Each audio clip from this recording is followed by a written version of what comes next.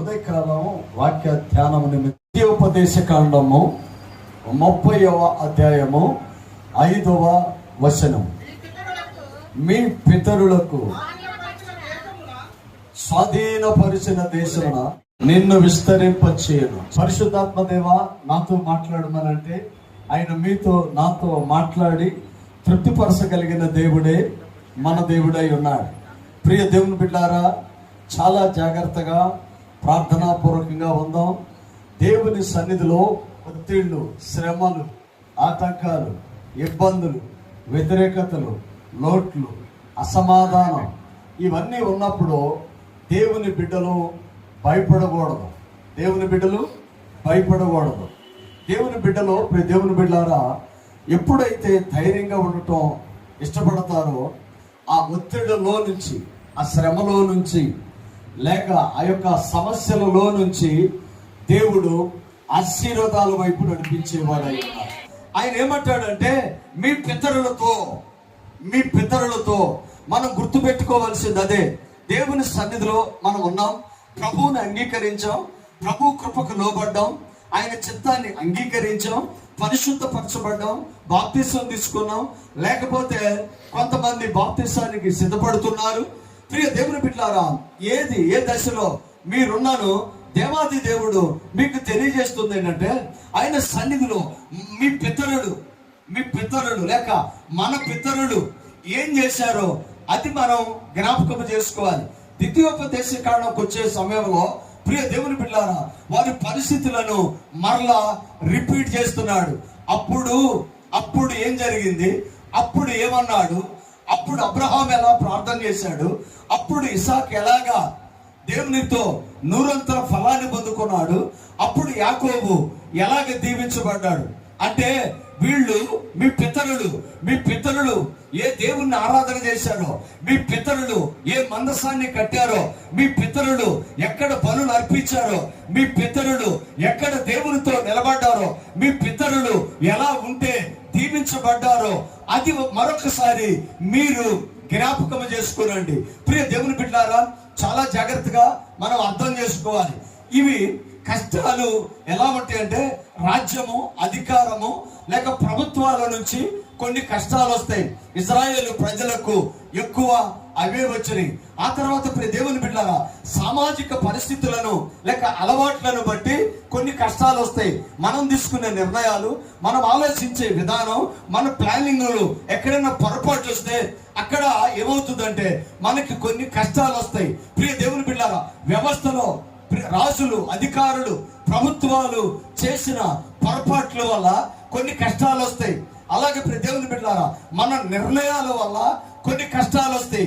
ఇవేవి కాకుండానే కుటుంబాలలో కొంతమంది వ్యక్తులను బట్టి మనకి కొన్ని ఒత్తిళ్లు వస్తాయి. ప్రియ దేవుని బిడ్డలారా, ఈ 3 రకాల ఒత్తిళ్లు మన దగ్గరికి వచ్చినప్పుడు మనకు అవమానంగా, నిందగా, బాధగా అవి మనకు అనిపిస్తా ఉంటాయి. మన జీవితంలో ప్రియ దేవుని బిడ్డలారా, మనం నేర్చుకోవాల్సిన పాఠం ఏంటంటే, ఏ శ్రమ వచ్చినా అది ప్రభుత్వం నుంచి వచ్చినా, లేక మన నిర్ణయాల నుంచి వచ్చినా, లేక ప్రియ దేవుని బిడ్డలారా మన ఇంట్లో మన నైబర్స్, బంధువులు, మన ఇంట్లో వాళ్ళ నుంచి సమస్యలు వచ్చినా మనం గుర్తుపెట్టుకోవాల్సింది ఏంటంటే, బైబిల్ దగ్గరికి రావాలి. బైబిల్ దగ్గరకు వచ్చి వాక్యాన్ని చదువుకొని వాక్యంలో ఉన్న విషయాలను గ్రహించి మనం ముందుకు వెళ్ళినప్పుడు ప్రతి సమస్యకు దేవుడు జవాబును ఇచ్చేవాడై ఉన్నాడు. దేవుని బిడ్డలారా, నువ్వు నిలబడి చూడు, నువ్వు ఆశ్రయించి చూడు, నువ్వు విశ్వసించి చూడు, నువ్వు ప్రభు మీద ఆధారపడి చూడు, సమస్య ఏదైనా పరిష్కారము యేసయ్య దగ్గర ఖచ్చితంగా యేసయ్య ఇస్తాడు. ఆమేన్. దేవుని బిడ్డలారా, చదవబడిన మాటలో అదే ఆయన మాట్లాడతాడు. చూడండి, నీ పితరులు స్వాధీనపరిచి దేశము నీ దేవుడైన యెహోవా నిన్ను చేర్చును. చాలా జాగ్రత్తగా గమనించండి. దేవుని బిడ్డలారా, వాగ్దానం చేశారు. మొదటి దేవుని బిడ్డలారా అంశము, నిన్ను గమ్యానికి చేర్చును, నిన్ను ఆయన చేర్చును.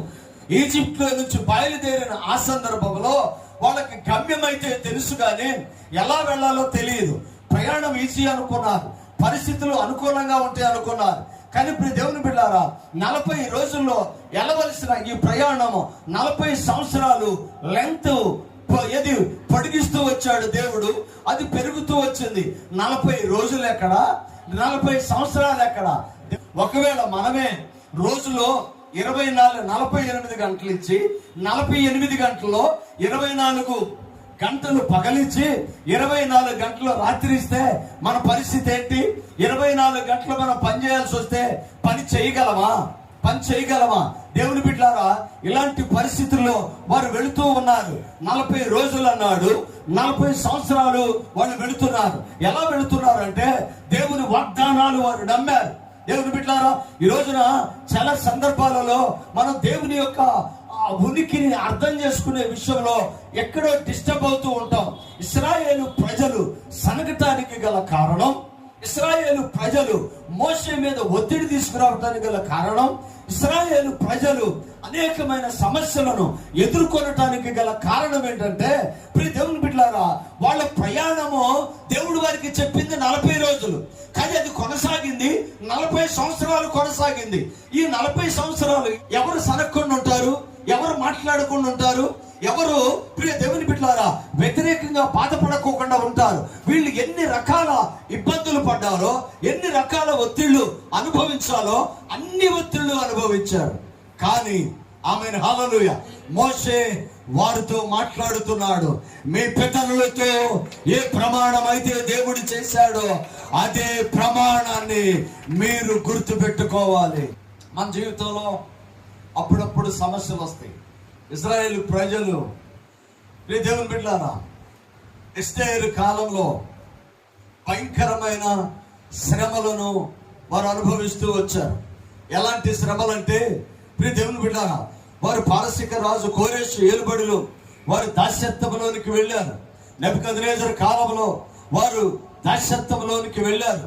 అశ్వరహేషు కాలంలో వారు దాస్యత్వంలోనికి వెళ్ళారు.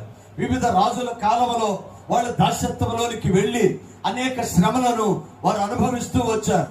ఎన్ని శ్రమలు అనుభవించినా ప్రియ దేవుని బిడ్డలారా, వారి వాగ్దానాలు, వారి యొక్క దర్శనాలు, దేవుడు వారికి ఇచ్చిన ప్రామిస్ వారు అన్నడే గాని మర్చిపోలేదు.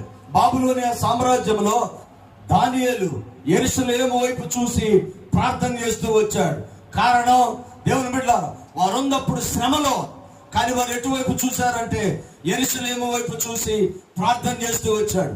ఐగుప్తు దేశంలో జోసెఫ్ ప్రియ దేవుని బిడ్డలారా ఇశ్రాయేలు ఆ దేవుని గురించి ప్రార్థన చేస్తూ వచ్చాడు. లాబాను ఇంట్లో ఉన్న యాకోబు ప్రార్థన చేస్తూ వచ్చాడు. దేవుని బిడ్డలారా, వీళ్ళేమీ సుఖంగా బ్రతకలేదు, వీళ్ళకేమీ అన్ని సమకూర్చబడలేదు. కానీ ఇప్పుడు దేవుని బిడ్డలారా, వారిని నమ్మిన దేవుడు వారిని ఏ రోజైనా ఉన్నతమైన స్థితిలో నిలబెట్టగలడని విశ్వసించి ప్రార్థన చేస్తూ వచ్చారు.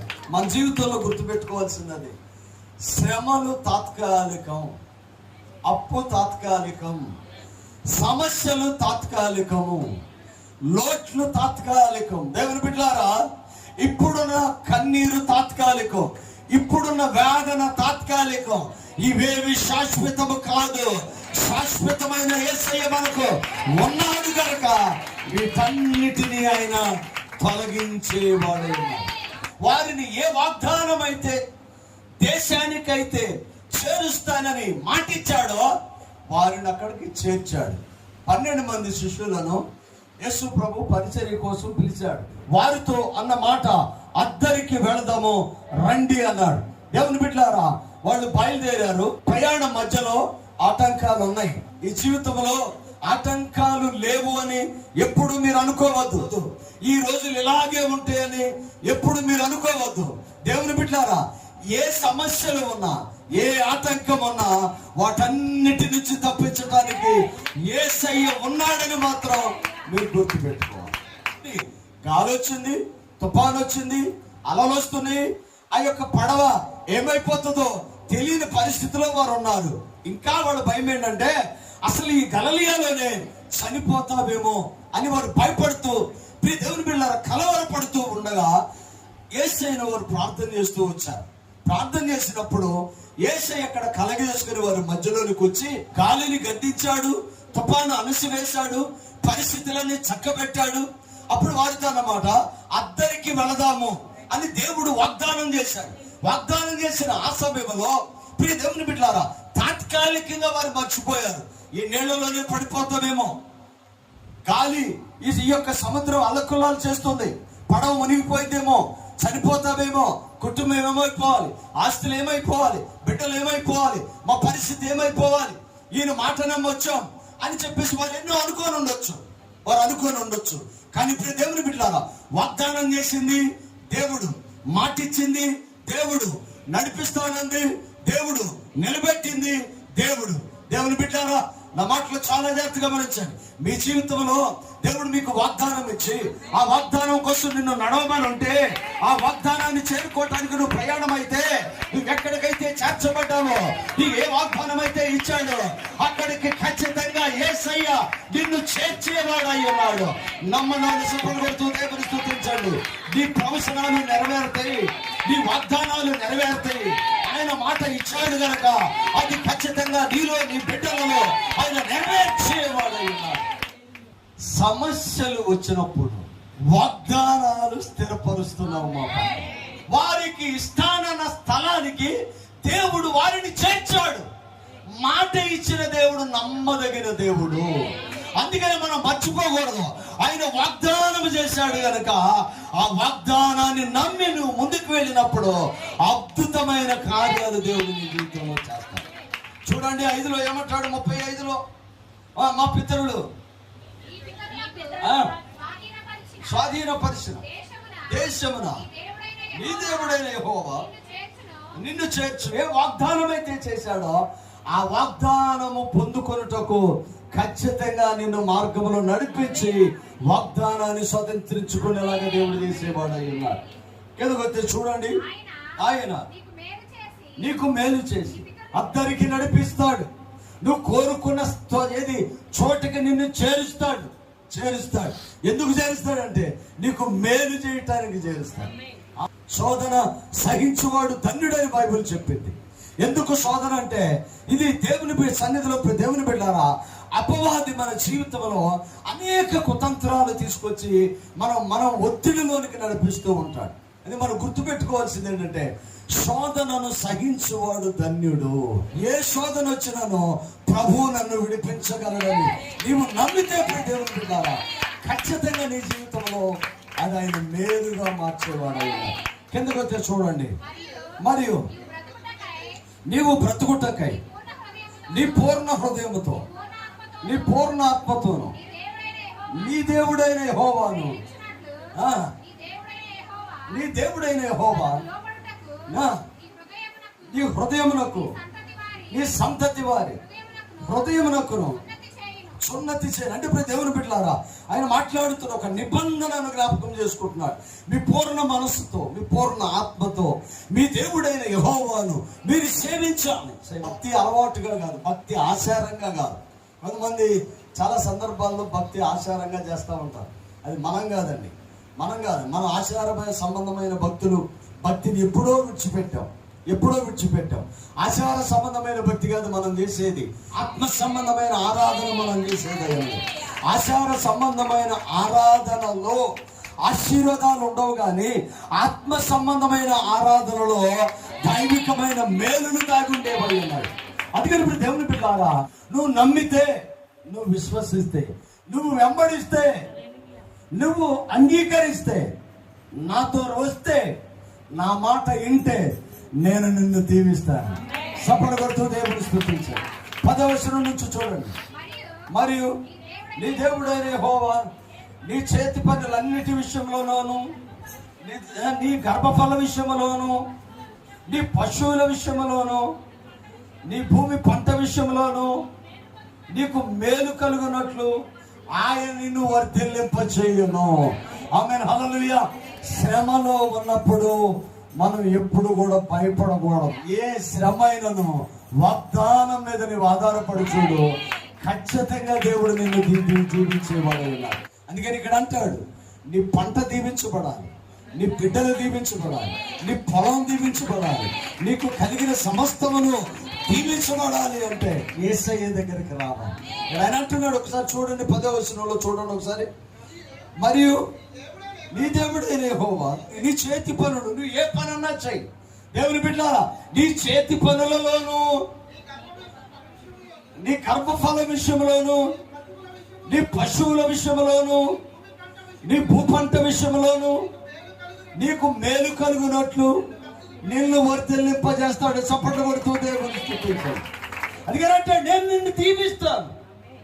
దేవుడు ఎలాగా పొలమును, పంటను, బిడ్డలను, ఆర్థిక స్థితిని దేవుడు దీవించాలి. దేవుడు దీవించాలి. అలా దీవించలేకపోతే దేవుని బిడ్డలారా ఏ ఇబ్బంది వచ్చినా మనం బ్రతకలేము. అందుకని మనం ఎందుకు దేవుడు మనల్ని దీవిస్తాడు అంటే యేసయ్యను కలిగి ఉన్నాము గనక దేవుడు మనల్ని దీవిస్తాడు. సభలు కొడుతూ దేవుని స్తుతించాడు. చూడండి, ఎస్తేరు గ్రంథం 3వ అధ్యాయం 8వ వచనం. అప్పుడు హామాను, అంతటా హామాను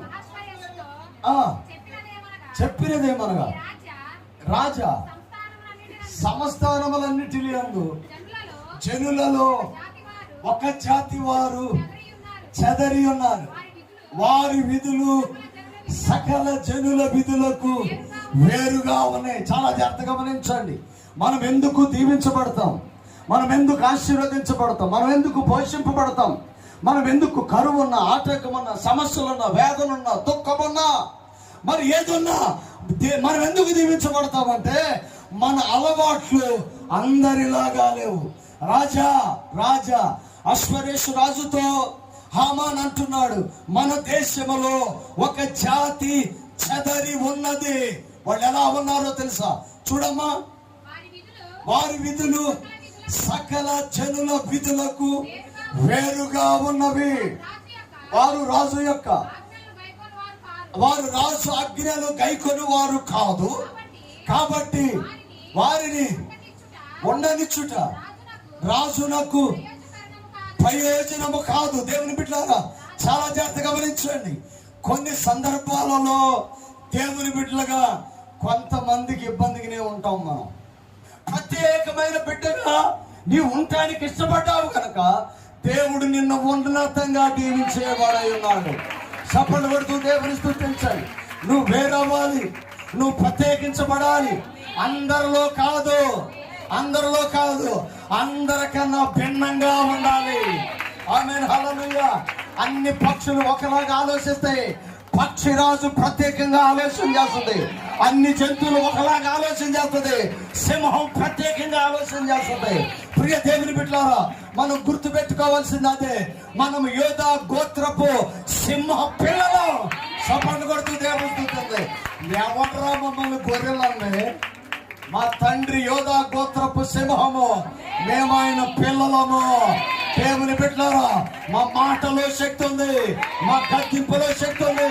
మేము ప్రార్థన చేస్తే అసాధ్యాలను ఆయన సాధ్యపరుస్తాడు. మీరు వారు సపోర్ట్ కొడుతూ మా దేవుడు మా పక్షమున ఉన్నాడు గనుక మేము భయపడము. అద్భుతాలు ఆయన మా పట్ల చేసేవాడు. దేవుని బిడ్డలారా, ప్రభువుని అంగీకరించినప్పుడు కోపం పోయింది, అసూయ పోయింది, స్వార్థం పోయింది, ఇవన్నీ పోతాయి. చాలా విడిచిపెట్టాం, ఇలాంటివన్నీ విడిచిపెట్టాం. ఇప్పుడు విడిచిపెట్టి ఎక్కడికి వచ్చాము? యేసు దగ్గరకు వచ్చాం. వారి విధులు సకల జనుల విధులు లాంటివి కాదు. 3-4 చూడు. ఈ ప్రకారం ప్రతిదినము అతనితో చెప్పుతూ వచ్చినను అతడు వారి మాట చెవిని పెట్టలేదు. అంటే ఏంటంటే రాజుగారు కోప్పడతారు, రాజుగారు ఊరుకోరు. ఈ దేశం పద్ధతి ఇది, ఈ దేశం సిస్టమ్ ఇది. ఆమేన్, హల్లెలూయా. మా విధులు వేరు, మా కట్టడలు వేరు. అందరిలో కలవరు, అందరిలో ఉండరు, అందరు చేసింది చేయరు. ఎందుకు? నేను ప్రత్యేకించబడి. ఆమేన్, హల్లెలూయా. నేను ప్రత్యేకించబడింది. అక్కడ చూడన్నారా? అది చదువు.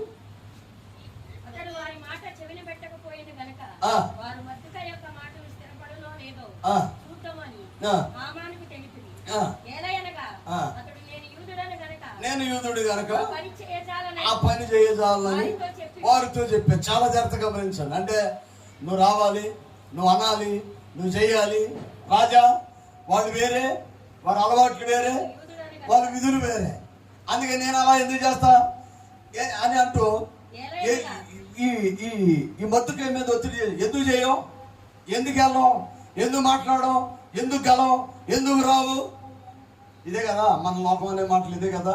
ఎందుకు మాట్లాడో, ఎందుకు అనో, మీరు ఎందుకు రారు, మీరు ఎందుకు తినరు, మీరు ఎందుకు గెలవరు, ఆమెను హల్లెలూయా, మీరు ఎందుకు ఉండరు, ఇది అంటారు. అప్పుడు మర్దుక ఏమంటున్నాడు, ఏలయనగా నేను యూదుని కనుక ఆ పని చేయను. సపోర్ట్ కొడుతూ దేవుని స్తుతించు. ఆమెను హల్లెలూయా. నేను యూదుని కనుక లంచం పుచ్చుకోను, నేను యూదుని కనుక అబద్ధం అన్నాను, నేను యూదుని కనుక దొంగతనం చేయను, నేను యూదుని కనుక మోసం చేయను, నేను యూదుని కనుక ఏమన్నా కొట్టను. శనకా వేషంలో మోసే ఒకడు చంపేశాడు. ఎక్కడ మోసే చంపేసి ఎవరు చూడకుండా ఇసుకలో పాతి పెట్టేశాడు. కానీ ఎవరు చూడాలో ఆయన చూశాడు, ఎవరు చూడాలో ఆయన చూశాడు. సీనాయి పర్వతం మీద పిలిచి ఆయన ఇచ్చిన ఆజ్ఞల్లో ఒకటి, నరహత్య చేయకూడదు. ఏ నరహత్య అయితే మోసే చేశాడో అదే మోసే చేతికి ఆజ్ఞగా ఇచ్చాడు. మోసే నరహత్య చేయకూడదు. దేవుని బిడ్డలారా, ఇక్కడైతే అంటున్నాడు మర్దుకై, నేను యూదుని కనుక ఆ పని చేయ. మేము ప్రత్యేకంగా ఉంటాం, నలుగురితో, అది కులంతో, ఇది కాదు, అది లేదు, ఇది లేదు, కులము లేదు, మతము లేదు. ఆమె హల్లెలూయా. క్రైస్తవత్వం మతం కాదు, క్రైస్తవత్వం మతం కాదు, మార్గం. ఆమె హల్లెలూయా. మనం క్రైస్తవ మతంలో లేము, క్రైస్తవ మతంలో నుంచి కూడా మనం బయటకు వచ్చాం. ఆమె హల్లెలూయా. ఇప్పుడు మనకేమి లేదు, పొలం లేదు, మతం లేదు, మనకు ఒకటే మార్గం ఉంది, అది యేసయ్య చెప్పిన మార్గం. ఆమె హల్లెలూయా. అందుకని ప్రతి బిడ్డ, క్రైస్తవుడికి కులం ఉండదు, మతం ఉండదు, మార్గం ఉంటుంది. ఆ మార్గమును అనుసరిస్తూ వెళితే పరలోకానికి చేర్చబడతాం. అందుకనే రాజా నేను యూదుడను గనక ఆ పని చెయ్య చాలను. దేవుని బిడ్డారా, రాజా, ఈ దేశంలో ఒక జాతి ఉన్నది, వారు చెదరి ఉన్నారు, వారి విధులు సకల జనుల విధులకు ప్రత్యేకంగా ఉన్నాయి. తర్వాత దేవుని బిడ్డారా 6:13 హామాను తనకు సంభవించినది తన భార్య అయిన జెర్షబును తన స్నేహితులందరికీ తెలుపగా అతని యొద్దనున్న జ్ఞానులను అతని భార్య అయిన జెర్షను ఎవరి చేత నీకు అధికార నష్టం కలుగుతున్నదో ఆ మొర్దుకై యూదుడు అయిన ఎడల అతని మీద నీకు జయము కలగదు. సపోర్ట్ కొడుతూ దేవుని స్తుతించండి. అంటే ఆమోను దేవుని బిడ్డల జాతిని లేకుండా నాశనం చేయాలి. వాళ్ళ నాయకుడైన దేవుని బిడ్డల వాళ్ళ నాయకుడైన మర్దుకైను చంపేయాలి, జాతిని నాశనం చేయాలి, రాణిని దించేయాలి, మర్దుకైని చంపేయాలి. తన ముందున్న టార్గెట్స్ ఇవి. దేవుని బిడ్డలారా, ఏమేం చెయ్యాలో రాణితో చెప్పాడు హామాన్. తన భార్యతో చెప్పుకున్నాడు రాత్రి భోజనం చేసేటప్పుడు. ఓ జాతి ఉంది, నాకు తలకాయ నొప్పిగా ఉంది, ఆ జాతి ద్వారా, ఆ వ్యక్తి ద్వారా నాకు పదవి గండం ఉంది, నా మంత్రి పదవి పోయేటట్టు ఉంది, ఆయన ఎలాగైనా చంపేయాలి అని చెప్పేసి అని అన్నప్పుడు వాళ్ళు సలహా ఇచ్చారు. 30 మూరల ఉరికొయ్యను తయారు చేసి దాన్ని తయారు చేసి శాసనాలు ఏర్పాటు చేసి ఆయన చంపించారు. ఇవన్నీ చెప్పారు వాళ్ళే, సలహాలన్నీ ఇచ్చారు. ఎంత ఉరికొయ్యి తయారు చేయాలి, ఏ తాడు కట్టాలి, ఎలా చేయాలి, ఇవన్నీ చెప్పారు. చెప్పిన తర్వాత ఏ సలహాలు అయితే చెప్పారో ఆవిడ అంటుంది, ఇన్ని చేస్తున్నావు సరే గాని నువ్వు చేస్తున్న ఇతను యూదుడైతే నీకు జయము రాదు. మనకు విరోధంగా రూపింపబడిన ప్రతి ఆయుధాన్ని దేవుడు తీసేస్తాడు. ఆమేన్ హల్లెలూయా. రాజుల చరిత్రలో నీరో చక్రవర్తి కాడి నుంచి చూస్తే దేవుని బిడ్డారా, ఎంతమంది దేవుని బిడ్డలకు వ్యతిరేకంగా నిలబడ్డారో, రాజ్యాలు కోల్చబడిని, ప్రభుత్వాలు మార్చబడిని, దేవుని వాక్యము నిరంతరము నిలబడేదిగా దేవుడు కార్యం చేసిన వాడయ్యాడు. అంటాడు ప్రియం, ఆవిడ అంటున్న మాట, నీవెవరిని అయితే చంపాలనుకుంటున్నావో అతడు యూదుడైన ఎడల విజయము నీకు నీకు జయము కలగదు. దేవుని బిడ్డారా, నా మాటలో చాలా జాగ్రత్తగా గమనించారు. ఈ రోజున సంఘం మీద చాలా మంది తన బల ప్రయోగాన్ని చేస్తున్నారు. దేవుని బిడ్డారా, నిలబడండి. ఈ ఉదయకాల సమయంలో ప్రభు కృప మనతో కూడా ఉంది. సంవత్సరం అంతా చదివిన తర్వాత ఎగ్జామ్ ఎలాగైతే పెడతారో ఈ విశ్వాస జీవితానికి ఇక ముందు దేవుడు పరీక్ష పెట్టబోతున్నాడు. ఆ పరీక్షలో నువ్వు చెప్పాల్సిందేంటో తెలుసా? నేను యూదుడని గనక ఆమె కాపీ కొట్టడం మనం గుర్తుపెట్టుకోవాల్సింది. అది నేను యూదుడే గనక పని చేయను, నేను యూదుడని గనక నా విధుల విధానాలు వేరు కాబట్టి, నేను యూదుడని గనక జయము నీకు రాదు. దేవుని బిడ్డలారా, ఖచ్చితంగా దేవుడు మనల్ని వర్ధిల్లింపజేస్తాడు, ఉన్నతమైన స్థితిలో నిలబెడతాడు.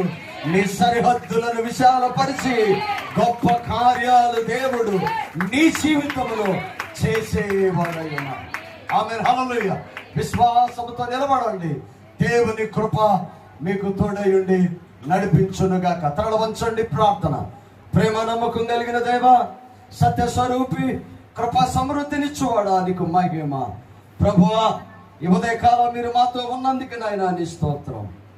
అయ్యా, మా విధులు వేరని, మేము దేవుని బిడ్డలము గనుక పని చేయజాలమని, మేము దేవుని బిడ్డలం గనుక మా శత్రువుకు విజయం రాదని, మేము దేవుని బిడ్డలము గనుక విస్తరించబడతామని, దీవించబడతామని, ఆశీర్వదించబడతామని, వర్ధిల్లించబడతామని మాతో మీరు మాట్లాడిన ప్రతి మాటను బట్టి నేను స్తుతిస్తూ ఉన్నాను.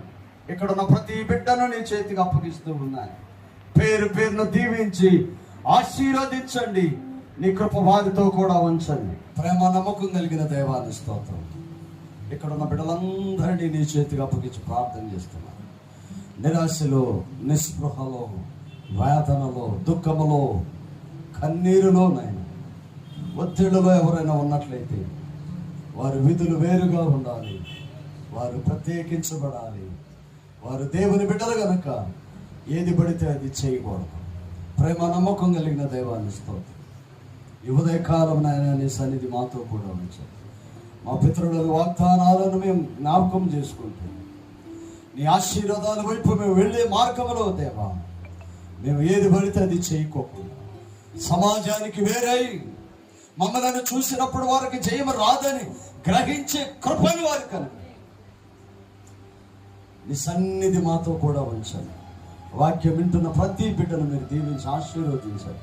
వినిన వాక్యం వారి హృదయమందు పదిలపరచమని యేసు శ్రేష్ఠ నామమున అడిగి వేడుకొనుచున్నాము తండ్రి. ఆమేన్, ఆమేన్. అందరికీ వందనాలు.